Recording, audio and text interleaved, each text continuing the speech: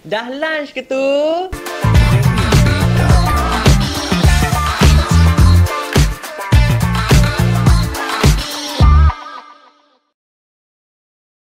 Hai, Assalamualaikum. Selamat tengah hari. Jumpa lagi kita dibawakan khas daripada KPJ Klang Specialist Hospital.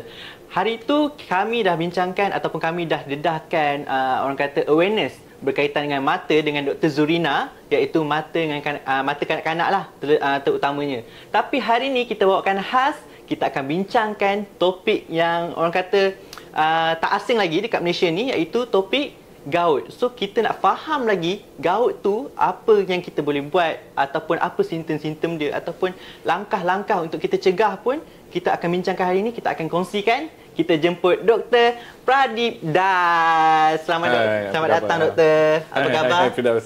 Khabar baik. Alhamdulillah. Okey Doktor. So mungkin Doktor boleh intro sikitlah berkenaan dengan Doktor, dengan spesialis Doktor, berapa lama ataupun sebelum ni berkhidmat di mana dan sekarang di KPJ Klang. Mungkin Doktor boleh kongsi sikit. Okey, boleh. Saya Dr. Pradip. Saya merupakan seorang pakar rheumatologi dan pakar perubatan.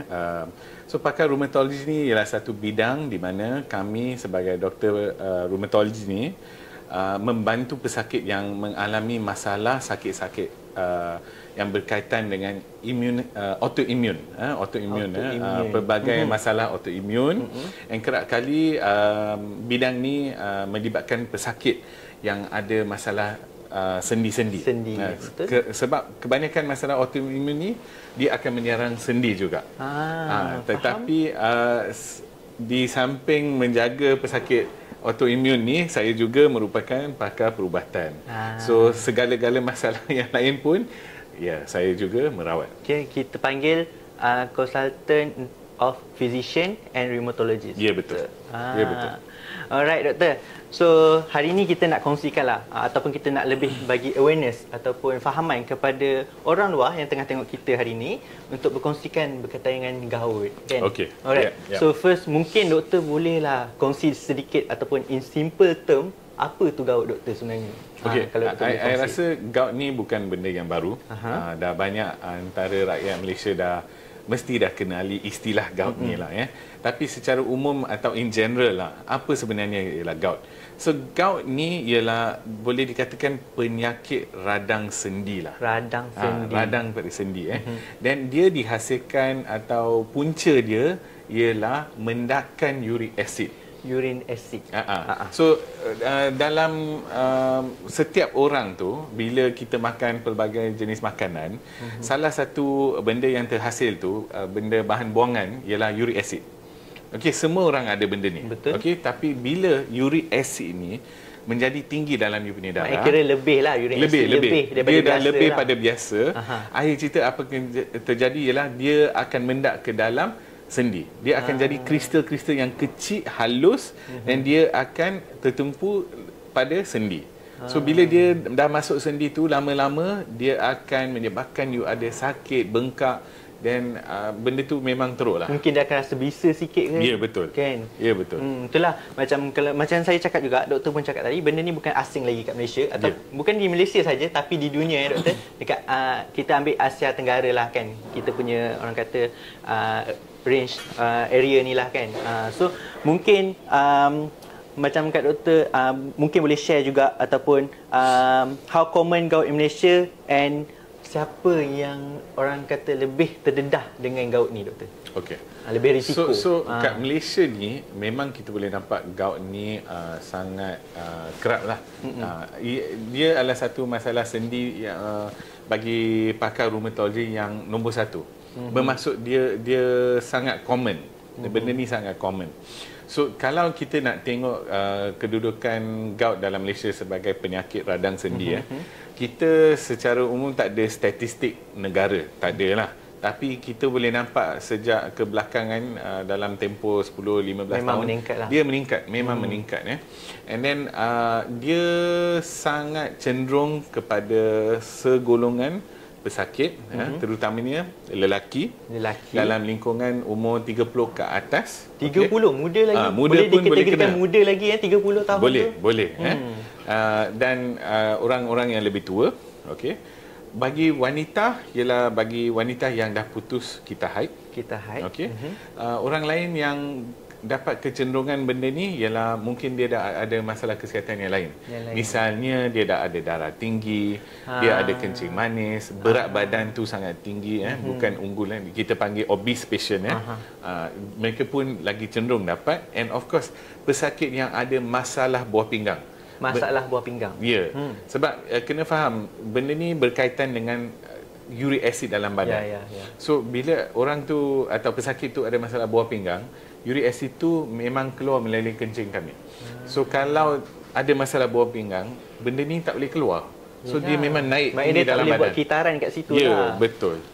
So golongan pesakit ni lah yang sering menghadapi masalah gout. So dia tidak kira sama ada lelaki ataupun wanita, tapi betul. Mostly wanita yang dah putus kitaran haid lah. Betul. Untuk lelaki kena jagalah, sebab kalau ikutkan 30 tu rasa muda lagi doktor. Ya, betul. Tapi saya rasa mungkin sekarang ramai kan yang muda lebih terdedah dengan penyakit-penyakit saya. And you tahu kenapa? Sebab sekarang gaya hidup orang Malaysia berlainan sangat. Gaya hidup. Gaya hidup. Saya suka gaya hidup tu. Kita suka benda-benda yang manis-manis, teh ais meleleh. Orang kata express kan doktor, lebih cepat. Lepas tu gaya hidup dari segi kesihatan, orang kata apa, exercise tu pun kurang mungkin kan. So semua ni ialah faktor-faktor yang menyebabkan kenaikan gout antara kalangan masyarakat kami lah. So kat situ kita boleh ambil adalah gaya hidup orang Malaysia sebenarnya kan. Ataupun yang lebih terdedah macam saya cakap, doktor pun dah share tadi, yang risk tu adalah antaranya lelaki perempuan, so tak kira lah. Okey doktor, so mungkin ataupun tadi kita dah cakap pasal risk ataupun causes kan. So orang kata mungkin genetik dekat family ni ataupun history genetik ni lah relate ke dengan gout ni? Macam setengah-setengah penyakit kan, macam kencing manis kan dia memang ada relate dengan genetik kan. Mungkin gout ni ada relate juga ke macam mana? Ya, so walaupun doktor dah kata faktor tu banyak pada gaya hidup juga kan. So gaya hidup ialah just satu bahagian daripada gout lah. Memang kita boleh nampak kalau dalam keluarga seorang individu tu memang ayah dia ke, sepupu dia ke, atau ahli keluarga lain dah ada gout. So kecenderungan untuk individu tu dapat gout tu lagi tinggi. So ini bermakna memang ada faktor genetik yang mengambil peranan untuk gout tu bangkit dalam individu tu. Faham, maksudnya bukan sahaja orang kata yang terdedah pada orang kata yang disebutkan tadi risk tu, tapi mungkin genetik keluarga pun adalah salah satu puncanya untuk gout ni aktif dalam diri seseorang tu lah. Betul. Okey doktor, mungkin macam kadang-kadang orang kat luar ni dia tahu gout. Mereka tahu gout itu apa semua kan. Mereka terdedah juga dengan penyakit yang orang kata tak asing lagi ni. Tapi mungkin doktor boleh share ataupun kongsi dengan mereka yang tengah tengok kita hari ni simptom gout tu macam mana. Mungkin doktor boleh share. So gout ni I rasa kalau seseorang tu dah kena mesti dah tahu. Okey, tapi apa yang sebenarnya berlaku ialah dia akan menyebabkan sendi yang terlibat tu bengkak, sakit sangat-sangat, dia akan rasa merah dan dia akan panas. So sakit tu kena faham dia kalau seseorang tu tidur kalau you pakai selimut, kalau selimut tu kena you punya kulit tu, you boleh pedih boleh sampai tahap jerit. Dia memang sakit-sakit. So sentuhan yang sikit-sikit pun akan menaikkan tahap kesakitan. Lah begitu kan. Memang teruk sangat. So sendi yang terlibat mungkin sendi jari besar kat kaki, lutut, mungkin kat tangan lah. Tapi sebenarnya mana-mana sendi boleh terlibat. Maksudnya sendi dekat mana-mana anggota badan kita boleh kena. Tapi yang paling common jari besar kat kaki. Jari besar. Sudah, sebabnya kalau macam kita tengok dekat luar sana pun, kalau kita tengok masyarakat kat luar sana pun ramai yang orang share dekat luar, mostly gout ni di ibu jari kaki. Yes, memang. Tapi hari ni doktor share dekat mana-mana sendi pun boleh kena sebenarnya. Tapi common dekat ibu jari kaki, betul? Betul. Alright, doktor. Okey, mungkin macam treatment ataupun option treatment yang boleh ditawarkan ataupun yang doktor boleh advise. So rawatan untuk penyakit gout ni kita golongkan pada dua kumpulan lah.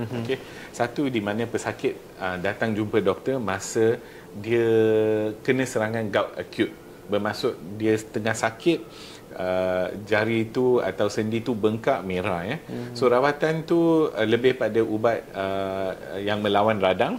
okey, ubat untuk menangani sakit. Ada kalinya kita mungkin gunakan ubat steroid pada dos yang sangat rendah. So fokus untuk rawatan akut tu untuk mengatasi kesakitan dengan bengkak. Okey, tapi itu bahagian pertama je. Itu tak mengawal sebenarnya masalah penyakit gout. Dia tak fully cover dia lagi just lah. membantu pada peringkat awal. Yang peringkat 2 atau fasa kedua tu, itu yang paling penting. Itu fokus pakar rheumatology ialah untuk kurangkan beban uric acid dalam darah. So fokus untuk ubat-ubat yang kita bagi tu, seperti misalnya ubat nama dia allopurinol atau febuostat ni, ubat ni akan turunkan paras uric acid dalam badan. So bila paras uric acid tu turun dalam badan, you takkan kena serangan gout. Oh, okey, maksudnya yang datang ni pun dia berperingkat lah. Betul. Berperingkat akan jumpa doktor, so doktor akan treat based on dia punya kondisi. Ya, betul. Betul. Condition dia macam mana, so doktor akan treat. First memang ubat lah. So, adakah yang datang yang doktor terus nak buat operation ke, mungkin ada operation ke? So, okey, kalau pesakit tu datang sangat lambat lah. Benda ni sebenarnya dah bertahun-tahun dah ada. Mungkin dia ada jumpa doktor, just ambil ubat untuk legakan sakit saja, tapi dia tak pergi untuk follow up dengan doktor. So mendakan uric acid ni dah berlaku bertahun-tahun. So kita boleh nampak pesakit ni mendakan kristal tu dah gila banyak sampai you boleh nampak kat kulit. Dia memang nampak benjol-benjol, dia putih, dia kuning. Kita bagi nama istilah dia ialah tophi. So bila benda tu dah naik tu, benda tu boleh makan tulang. Oh, boleh makan tulang. Oh, bahaya. Sebab kalau macam doktor cerita tadi pasal orang kata simptom tadi kan, kalau kena selimut tu pun boleh sakit, tapi saya tak rasa lah seteruk itu orang boleh tahan kan. Sebab kalau betul. Baru kena pun dah sakit. Kalau saya terus jumpa doktor lah. Tapi ada orang kat luar tu agak kuat lah. Itu mental tough mental lah. dia kuat lah. So, dia boleh tahan je. Okey, mungkin di peringkat awal tu macam doktor share tadi pasal simptom kan. Di peringkat awal tu mungkin ada beza tak simptom untuk gout ni dengan bisul ke ataupun ketumbuhan lain ke? So memang boleh nampak beza ke? Pertama sekali, kesakitan gout tu bila you kena memang lain daripada yang lain lah. Dia memang tahap kesakitan tu sangat tinggi lah. Bisul tu perkara yang takkan berlaku secara tiba-tiba. You boleh nampak kalau bisul tu dia start mungkin merah, dan dia kecil, dia akan besar naik, dan you boleh nampak anak mata dia mungkin ada nanah sikit tau. Tapi untuk masalah gout ni, selagi tophi tu tak datang, you takkan nampak apa-apa. Dia hanya akan nampak merah, you boleh rasa dia panas dengan kesakitan yang teruk-teruk. Sampai kadang-kadang tak boleh jalan kalau kena kat bawah kaki tu. Macam doktor cakap tadi, orang kata gout ni boleh secara tiba-tiba kan. Mungkin berapa lama tu, macam mungkin malam tadi tidur elok, pagi-pagi bangun dah dapat gout. Macam betul. Tu boleh. So kerap kali kita nampak pesakit kami, dia ceritakan lah, dia dah pergi waktu malam, pergi kenduri ke, dia makan banyak, balik rumah dia tidur je, and then masa dia tidur tu tiba-tiba bangun terjaga sebab sakit terlampau sangat. So masa tu bila dia tengok anak jari tu dah bengkak dah merah dah. Kerap kali macam tu. Maknanya bahaya jugalah kan, sebabnya kita unexpected benda tu kan. Betul. Makan dah sedap dah ni, pergi kenduri kahwin makan ayam masak merah, ayam kicap, lepas dengan dagingnya. Betul. Tapi jarang kenduri kahwin ada seafood kan. Ada udang, ada juga kan? Ada udang, tapi udang mostly sotong. Indian wedding, Chinese wedding mostly akan ada lah. Okey, macam tadi kita cerita pasal treatment kan doktor kan. Mungkin ubat tu penting, medication is orang kata memang kena ambil lah. Mungkin lifestyle boleh ubah juga untuk penjagaan ni. Mungkin doktor boleh kongsikan lifestyle orang yang kena gout ni macam mana. Untuk menangani masalah gout ni, memang kita kena multi-prong approach lah. Bermaksud bukan saja bergantung pada ubat, sebab kita tahu gaya hidup pun ada peranan.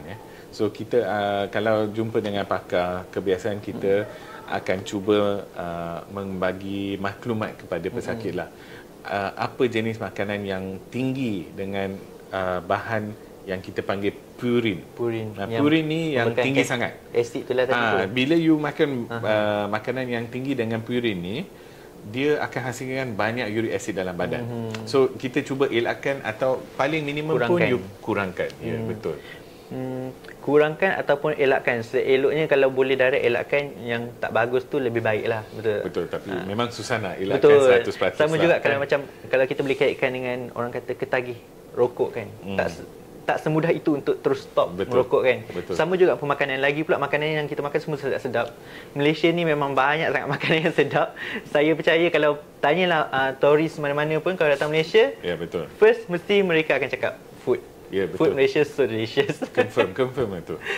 Okey, pasal makanan mungkin doktor boleh share sikit kot apa makanan yang perlu orang yang dah didiagnose gout ni perlu kurangkan ke ataupun lebihkan, contoh macam mungkin lebihkan sayur ke, kurangkan daging ke ataupun macam mana. So kita fokus pada makanan yang tinggi dengan bahan purin lah.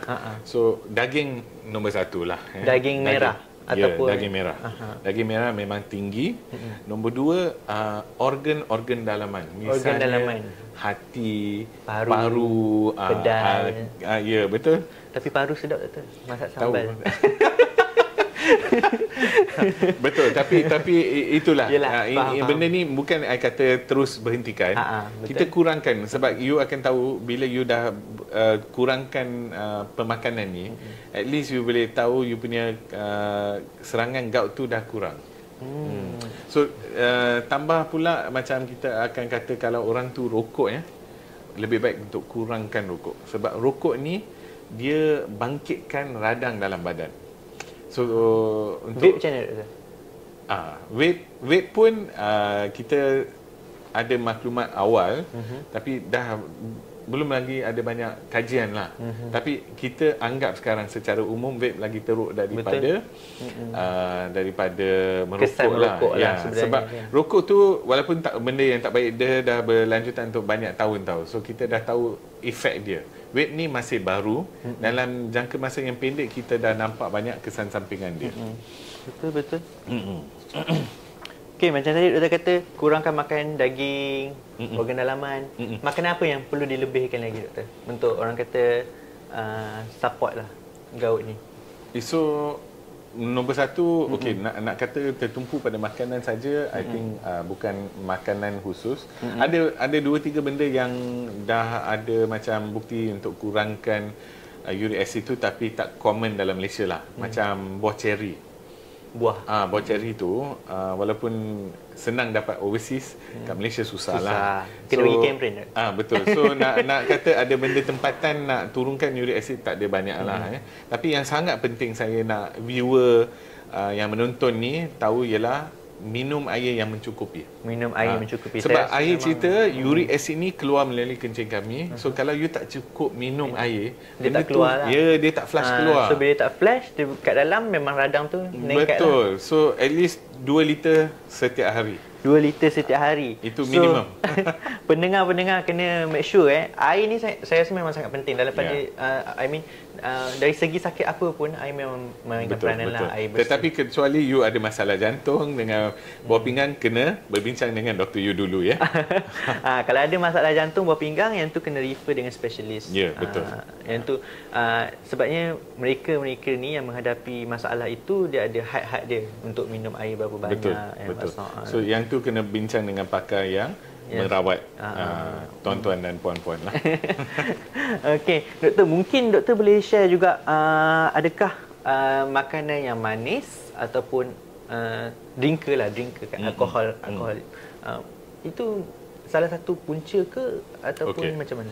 So yang ni kalau kita tengok sejarah lah, biasanya dulu-dulu tu kita tengok pesakit gout ni ialah orang yang minum banyak arak terutamanya beer So tapi kalau you tengok Malaysia kan, kebanyakan warga negara Malaysia ialah orang umat Islam. You all tak minum arak. So kenapa gout tu banyak?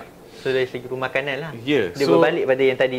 Betul. So kalau kita tengok punca, actually banyak pesakit gout yang tak minum arak ni, kenapa dia kena gout? Ialah sebab dia ambil banyak benda-benda manisan, terutamanya air berkarbonat atau energy drink semua ni tinggi kandungan gula. Yelah, kalau macam kita tengok macam dekat Pamia ataupun kat stesen-stesen R&R mana-mana pun kan, kalau perjalanannya jauh tu memang ramai yang suka berhenti untuk ambil air yang tinggi gula untuk orang kata bagi energi. Betul. Tapi energi ni bila diproseskan oleh badan, salah satu bahan buangan yang terhasil tu ialah uric acid. So itu sebab banyak manisan, you senang dapat gout. Faham. Okey, so kat sini bukanlah sahaja orang kata daging merah ataupun bukan sahaja seafood, tapi minuman beralkohol pun memang kena kontrol. Sebabnya kita kat sini, viewers kita ni bukan sahaja daripada orang Muslim, tapi ada juga non-Muslim. Sebab Malaysia ni kan terkenal dengan pelbagai orang kata bangsa. Muhibah, betul. So, penting untuk jaga pemakanan daging merah, yang tadi saya cakap, daging merah, seafood, alkohol dan yang manisan lah, which is air berkarbonat yang tinggi gula. Betul. Ataupun air yang memberi orang kata energi yang tinggi gula tu, tolong kurangkan. Banyakkan minum air masak. Air masak ataupun air mineral lah kan. So itu sangat membantu. So saya harap penonton-penonton semua boleh take note benda ni, sangat penting. Kerana macam doktor cakap tadi, umur 30 tahun pun ada risk untuk dapat penyakit gout ni untuk lelaki.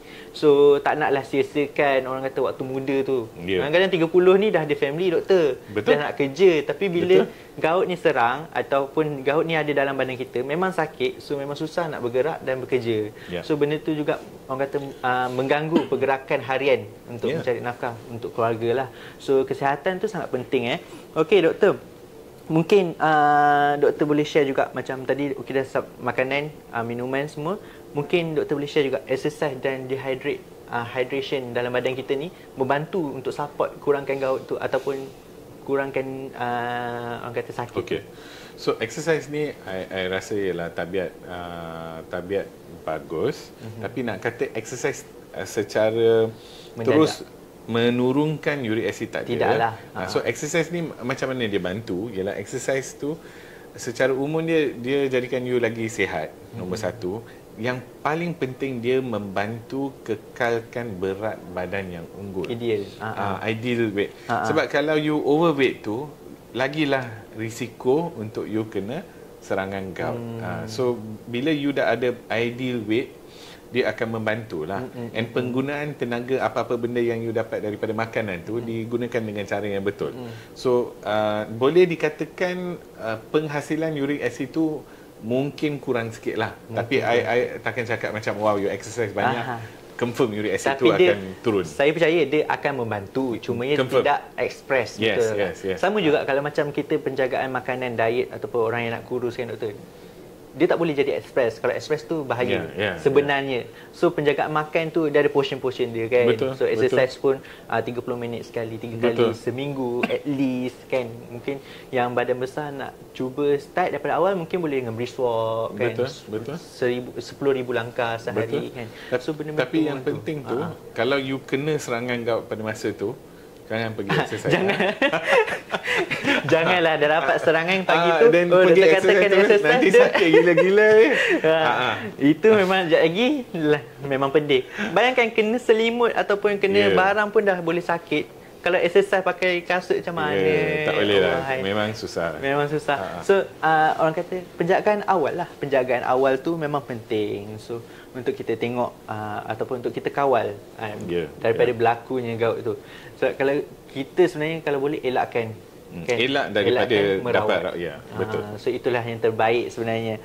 Okey doktor, macam tadi kita dah share pasal pemakanan, simptom dia macam mana kan, macam mana kita nak tahu kita tu gout ataupun macam mana kita nak kawal. Mungkin doktor nak share dekat kita punya viewers hari ni yang mungkinlah dia nakal, kita tak panggil dia tinggilah, dia nakal sikit kan. Alah biasa je ni kan. So kalau dia tak treat benda ni daripada awal, mungkin doktor boleh share apakah dia punya kesan sampingan akan datang tu. Kalau dia tak treat lebih awal. Mungkin doktor boleh share. So I rasa viewers semua dah faham kalau kena serangan gout memang sakit tu pada sendi memang confirm lah. Tapi banyak orang tak tahu komplikasi gout jangka masa panjang. Nombor satu, kalau mendakan tu macam saya cakap tadi, dah berkumpul bawah kulit atau sendi tu sampai you boleh nampak so benda tu dia boleh rosakkan tulang. Dia menghakis tulang. Dia makan tulang tu dia makan tulang, dia menghakis tulang, ada sampai boleh patahkan tulang. Itu yang biasa atau mungkin orang pun dah tahu.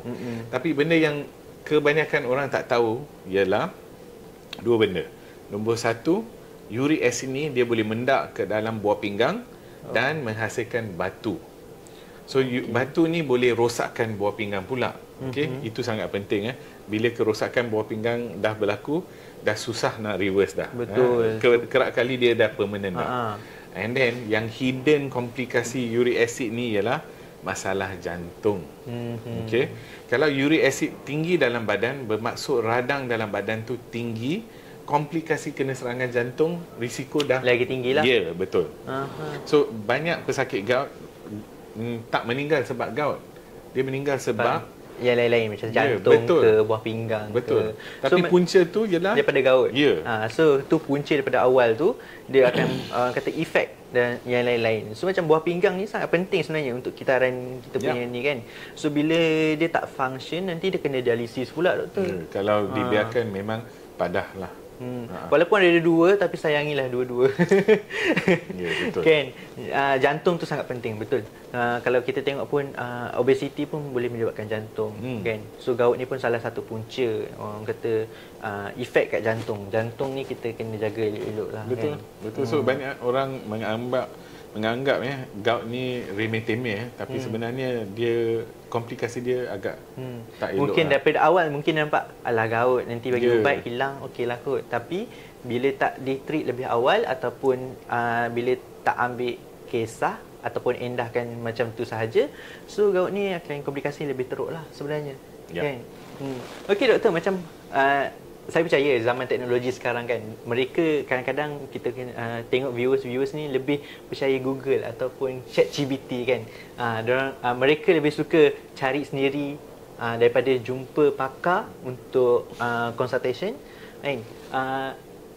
Saya tak cakap semua info di Google ataupun ChatGPT tu salah ataupun tidak tepat. Saya tak cakap. Mungkin boleh dipakai ataupun mungkin boleh dipercayai. Tapi mungkin doktor boleh share sedikit tentang kata common mitos ataupun misconceptions about gout ni. Mungkin ada orang cakap kalau ada gout ni pergi perubatan tu nanti dia cucut, dia keluarkan uric acid dah baik. Mungkinlah, saya tak pastilah. Mungkin mitos ataupun rawatan yang biasa. I rasa satu mitos walaupun yang kerap kali orang percaya ialah makan daging confirm dapat gout so saya tak nafikan dia salah satu punca, dia salah satu tapi punca tidak atau faktor kepastian. Betul. Dia tidak pasti untuk dapat gout tu. Sebab kenapa doktor cakap macam tu, sebab kita ada unsur genetik untuk gout. So kalau orang tu dah cenderung bermaksud dalam keluarga dia dah ada banyak ahli keluarga yang dah ada masalah gout, kalaulah individu tu memang ambil banyak daging, risiko kena gout tu yes lah. Tapi kalau keluarga dia tak ada, tak semestinya dia akan dapat gout. So mitos tu dari segi you jangan sangkalah makan daging tu terus dapat gout. I rasa itu prasangka yang salah lah. Lepas ni orang takut makan daging. So I rasa secara umum kita kena practice moderation. Jangan sangka setiap benda tu is bad lah, kecuali rokok. Sebab rokok tadi kebaikan langsung. Setakat ni I rasa tak ada lah. Tapi viewer mungkin pandangan lain. Dia banyak unsur toksik kat dalam lah. So secara umum benda tu tak baik lah. So itulah orang kata misconception orang panggil. Sebabnya mindset juga ataupun lebih percaya dengan orang-orang kat luar tu yang makan daging je gout, makan seafood je gout. So untuk menjawab soalan Firdaus tadi, ChatGPT, Google lah maklumat tu, doktor bukan nak kata maklumat tu salah. Kebanyakan maklumat tu betul, tapi tak bermakna semua ni berkaitan dengan pesakit. Betul. So bila you jumpa pakar rheumato, kita akan periksa you secara teliti. Dan kita akan tengok faktor dalam you yang khusus pada you. So bukan maklumat yang you dapat daripada internet ni A sampai Z. Tapi bukan nak kata A sampai Z tu akan berlaku pada you. Betul. So you kena ambil ilmu tu dan tahu sama ada benda ni berkaitan dengan you ke tak. So yang tu doktor boleh bantu. Itulah macam saya cakap tadi, kat Google ataupun ChatGPT ataupun di mana-mana pun website kan, memang ada info-info yang boleh diguna pakai, memang ada info-info yang orang kata betul and orang kata fakta itu tepat. Cumanya dia tidak berkait dengan seseorang yang pesakit itu. Sebabnya seseorang pesakit ini setiap orang dia alami berbeza. different, betul? Yeah. So sebabnya, okey, contohlah doktor jumpa 10 pasien gout pun tak semestinya 10 pasien gout tu alami benda yang sama, betul? Boleh kata setiap orang tu berlainan. Berlainan. So treatment pun berlainan. Yes, betul. Mungkin boleh untuk ambil info-info tu untuk orang kata tambah ilmu sajalah. Betul. Tambah ilmu, at least dah tahu dah apa punca ataupun apa risk dia kan. Tak salah untuk cuba belajar sesuatu sebab kalau you dah ada masalah gout mesti you nak tahu serba sikit kan. Tapi dengan maklumat yang you dapat daripada online tu, bila you jumpa doktor, you boleh bincang secara terperinci dengan doktor. Betul. Pastikan maklumat yang diterima tu you confirm balik dengan doktor you. So benda tu orang kata double check lah kan. Doktor, betul ke saya baca sekian. Yep. Is it valid untuk keadaan saya sekarang? Macam tu kan. Betul. So benda tu sangat penting lah. Bukan kami menolak ataupun reference daripada ChatGPT ataupun Google, tidak. Tapi tidak semua fakta tu berkait dengan pesakit. So the best thing kena jumpa pakar yang berkaitan lah. Tak kisahlah awak sakit, orang kata daripada contohlah obesiti, nak kurangkan sakit mata ke, jumpa yang pakar berkaitan. So untuk Google ataupun ChatGPT nak cari maklumat tak ada masalah. Itu memang kita mengalu-alukan lah untuk orang kata general knowledge. So peringkat awal tu nak tambah ilmu, at least kita dah ada knowledge kita sebelum kita jumpa doktor kan. Kita dah ada knowledge kita, macam ni macam tu kan, apa yang kita kena kurangkan, apa yang kita boleh tambah kan. Sama juga macam kalau kita boleh kaitkan dengan orang bersalin contoh kan. Kadang-kadang orang bersalin ni doktor cakap lain, tapi dia banyak lagi mitos yang dia belajar daripada orang-orang dulu kan. Betul. Tapi jadi tidak seronok ataupun tidak bestnya dia menidakkan doktor punya advice tu. Sedangkan doktor belajar lama kan doktor kan. Untuk dapat pakar tu sebenarnya kan, dia tak mudah lah orang kata. So mungkin kita boleh teruskan lagi doktor? Ya. Okey. Mungkin doktor boleh advice ataupun orang kata bagi pendapat dan advice lah, senang kata kan, kepada semua viewers kita hari ini, untuk mereka yang suspek ataupun sakit, pernah mengalami sakit sendi itulah kan. Mungkin doktor boleh advice diorang apa diorang kena buat, direct doktor ke ataupun boleh jumpa MO dulu ke ataupun macam mana? Okey. So I rasa secara umum kerap kali bukan nak kata you kena serangan sakit kat sendi mesti gout lah. So tak semestinya you kena jumpa pakar rheumatologi dari awal, peringkat awal. Apa you boleh buat ialah jumpa doktor yang you dah comfortable with. Mungkin you pergi klinik yang you dah lama dah pergi, dah biasa dengan doktor tu.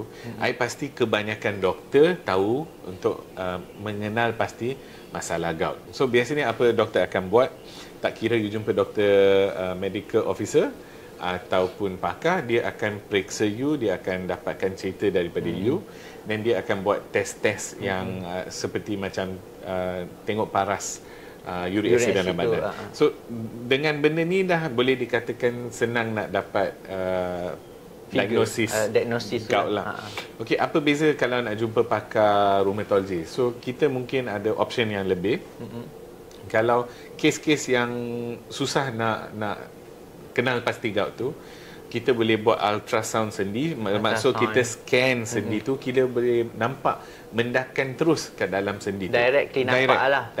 Ataupun kalau kita nampak sendi tu bengkak, mungkin dah ada air radang, so kita boleh masukkan jarum, tarik air tu keluar, masuk ubat, dan pada masa yang sama air itu, cecair itu, kita hantar kat makmal, nak tengok ada kristal uric acid. Itu ialah gold standard. Nak kata confirm gout ialah dengan cara tu.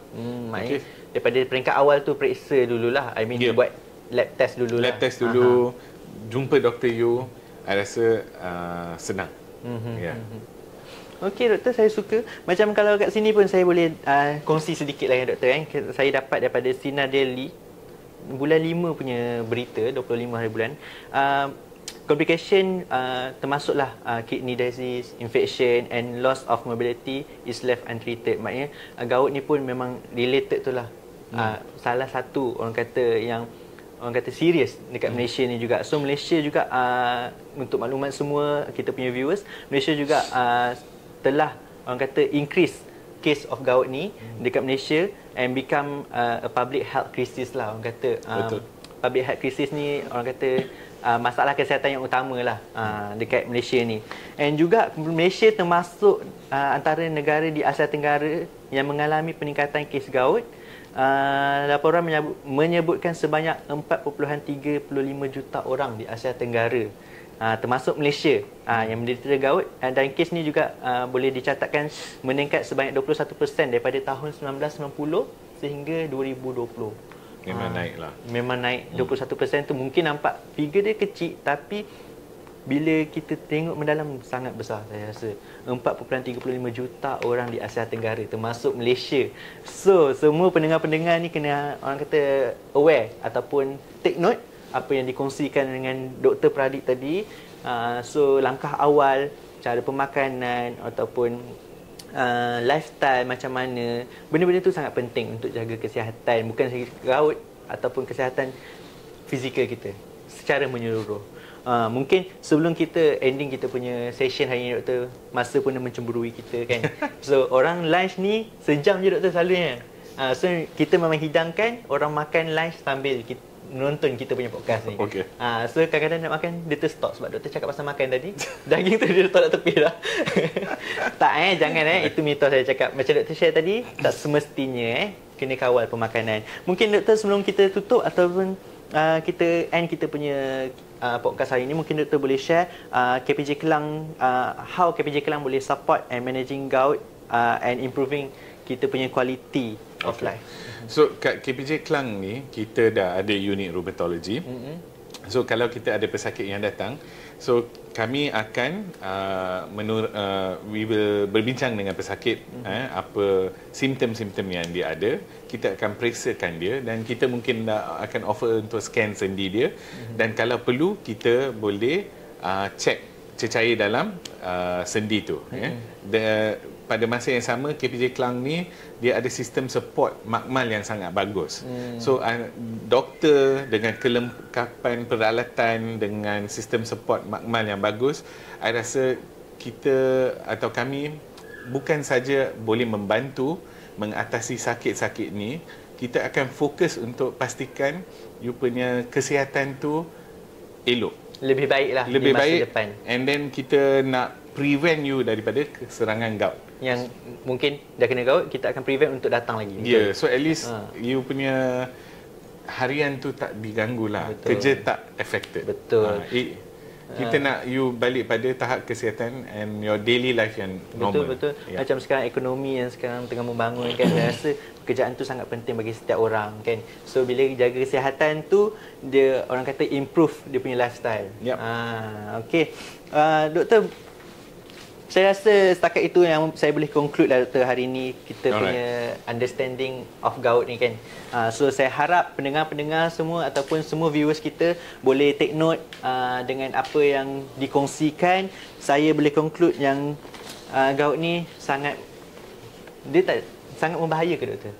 Boleh dikatakan membahaya. Dia memudaratkan lah. Memudaratkan sekiranya tidak ambil langkah awal. Ya, betul. Macam doktor pun dah share tadi, dia boleh effect kita punya kidney, kita punya jantung and macam-macam lah kan. Yeah. So tolong jaga pemakanan, ubah lifestyle, lebih sihat, exercise, pemakanan daging tadi, seafood, yang minum alkohol tolong kurangkan, terutamanya beer. Memang orang kata cenderung membantu gout itu sendiri kan. So saya rasa itu sahaja doktor. Alright. Okay, kalau viewers ni nak datang jumpa doktor, mungkin doktor boleh share location klinik doktor dekat mana? Okay, so klinik rheumatology ada pada Paras 3A. KPJ Kelang. KPJ Kelang 3A, bilik nombor 5, 6, 5, 7, 8. Bilik nombor 8. So bilik nombor 8 tingkat 3A, boleh jumpa Dr. Pradip Das.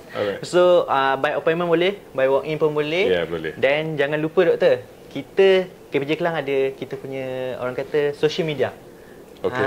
So yang dah tengok kita punya podcast hari ni, jangan lupa subscribe dekat YouTube kita, KPJ Klang Specialist Hospital. Jangan lupa follow kita punya social media, Facebook ada, Instagram ada, TikTok pun ada kan. So KPJ Klang Specialist Hospital, follow ramai. Kat situ kita akan kongsikan macam-macam info, macam-macam promotion yang KPJ Klang buat and activities yang KPJ Klang ada. So ni salah satunya kita akan keluarkan di YouTube nanti. Sama-sama subscribe. Banyak daripada perkongsian kita akan datang selepas ini doktor. Mungkin lepas ni kita panggil doktor pakar lain, mungkin pakar jantung ke ataupun pakar kanak-kanak ke. Sebabnya orang kata kesihatan ni luas. Ya, betul. So insyaAllah kita jumpa lagi doktor di lain waktu nanti. Bye-bye. Jumpa lagi.